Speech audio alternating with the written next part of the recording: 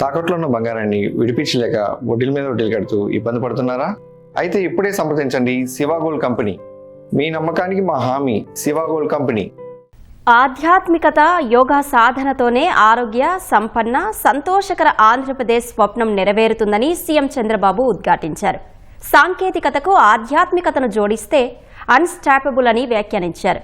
యోగా ద్వారా భారత శక్తిని ప్రధాని మోదీ ప్రపంచానికి చాటి చెబితే సామాన్యులకు యోగాను చేరువ చేయడానికి బాబా రామ్దేవ్ కృషి చేశారని ప్రశంసించారు.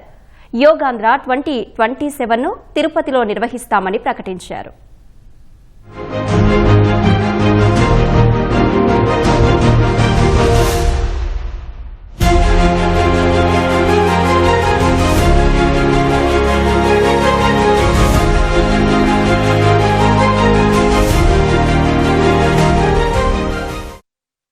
పన్నెండవ అంతర్జాతీయ యోగా దినోత్సవాన్ని పురస్కరించుకుని రాష్ట్ర ప్రభుత్వం ఆధ్వర్యంలో యోగాంధ్ర కార్యక్రమాన్ని ఘనంగా నిర్వహించారు. విజయవాడ ఇందిరాగాంధీ మున్సిపల్ మైదానంలో యోగా గురువు రామ్దేవ్ బాబాతో కలిసి ముఖ్యమంత్రి చంద్రబాబు ఆసనాలు వేశారు. కేంద్ర మంత్రులు రామ్మోహన్ నాయుడు, శ్రీనివాస వర్మ, మంత్రులు లోకేష్, సత్యకుమార్, అచ్చెన్నాయుడు, సవిత, కందుల దుర్గేష్, యోగా నేచురోపతి సలహాదారు మంతెన సత్యనారాయణరాజు యోగాంధ్ర కార్యక్రమంలో పాల్గొన్నారు. వేల మంది ఔత్సాహికులు యోగా సాధన చేశారు. బాబా రామ్దేవ్ వారందరితో అనులోమ, విలోమ పద్ధతిలో ప్రాణాయామం చేయించారు. వెంకటేశ్వర సుప్రభాతం, గోవింద నామస్మరణతో చేసిన యోగా ఆకట్టుకుంది.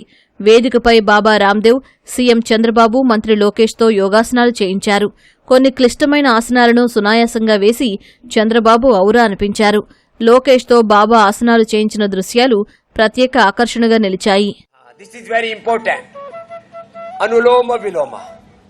All divine souls practice the Anuloma Viloma, and our young yogis are practicing advanced yoga on stage.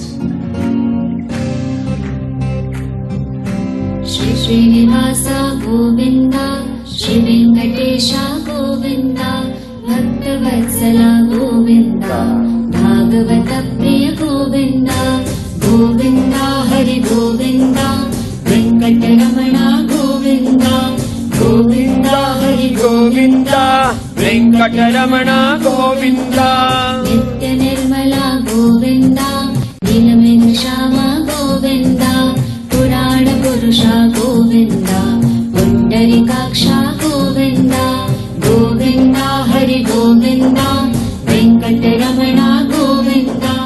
ఆధ్యాత్మిక ఆంధ్రప్రదేశ్ సాధనకు కృషి చేద్దామని సీఎం చంద్రబాబు పిలుపునిచ్చారు. ఇంటింటికి యోగా, సంపూర్ణ ఆరోగ్యమే లక్ష్యంగా ప్రభుత్వం కృషి చేస్తోందన్నారు. స్వర్ణ గ్రామ, స్వర్ణ వార్డు కార్యాలయాల్లో యోగా మందిరాలు నిర్మిస్తామని ప్రకటించారు. యోగాంధ్ర కోసం ప్రత్యేక పోర్టల్ ఏర్పాటు చేస్తామన్నారు.